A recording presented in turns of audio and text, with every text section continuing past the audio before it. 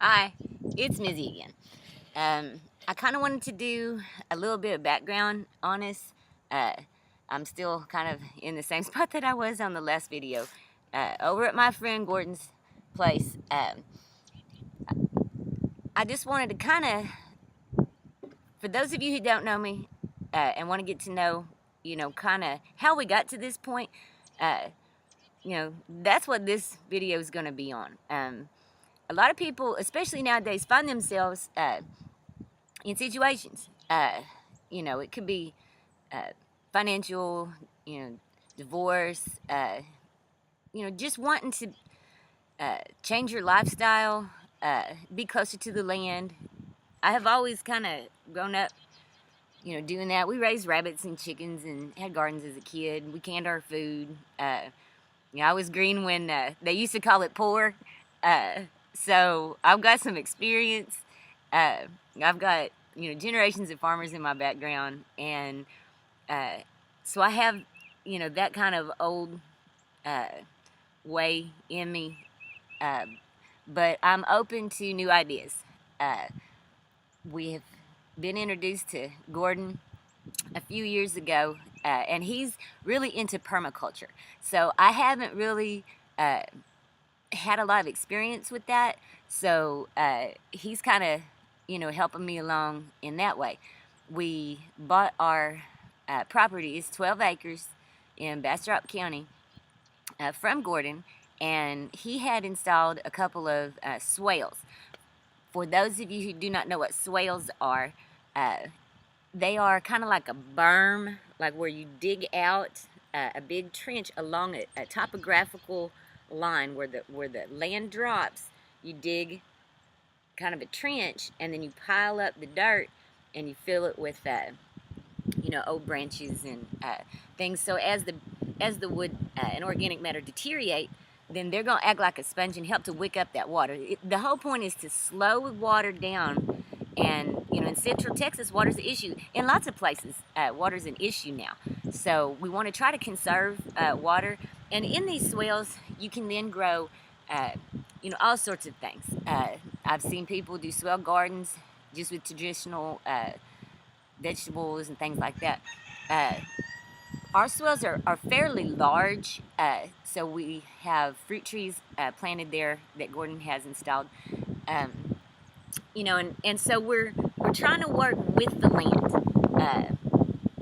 I think that farming and nature can coexist. I would love to see ag and wildlife uh, in a more of a harmony than it has been in the past. Generally, you talk to ag people or you talk to wildlife people. There's not a lot of mixing, but there is more, and we're going to try to be doing some of that. Work with things. Work with. It's so hard to work against nature. I mean, has the Dust Bowl taught us nothing? Anyway, we're just gonna, kind of start from scratch. We're starting behind the eight ball on some of this because for those of you who aren't familiar with our story, Bastrop County in 2011 had the most destructive wildfire in Texas history, third in the nation's history. All right, this is 38,000 acres that burned. There have been larger fires, but this was a highly densely populated forest. 1,725 structures, I believe, burned in that fire, including ours, including every neighbor we had, most of our friends. Almost everyone in this community was affected, even if their homes didn't burn, their land burned, or, there were people as far away as a mile that were losing small stock due to the smoke. People were displaced. I want to take this opportunity to thank everyone that contributed, to Bastrop County getting back on its feet, because 3 years later, as I look back, it affected everyone, but for the most part, it brought out a humanity that everyone wants to work together now. And That's why I think that this blog is important, to document this. Uh, you know, a lot of attention came when the wildfire happened. Uh, you know, news crews and, you know, went all over the world. I did interviews with the Los Angeles Times. It went viral. People got online and went to a popular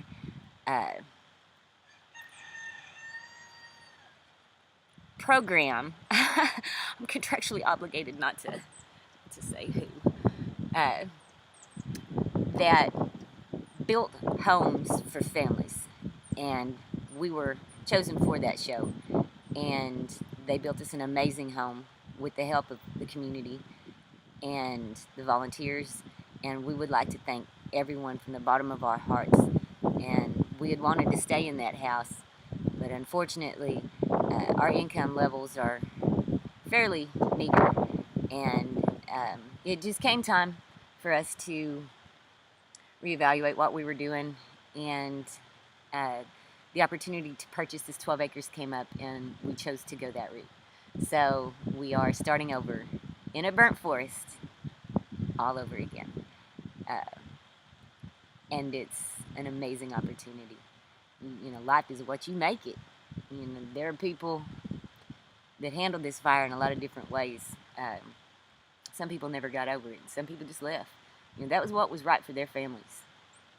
What was right for ours, and a lot of people here, was to stay and try to help this land heal, try to help each other heal, and in that process, we have found within ourselves, within this community,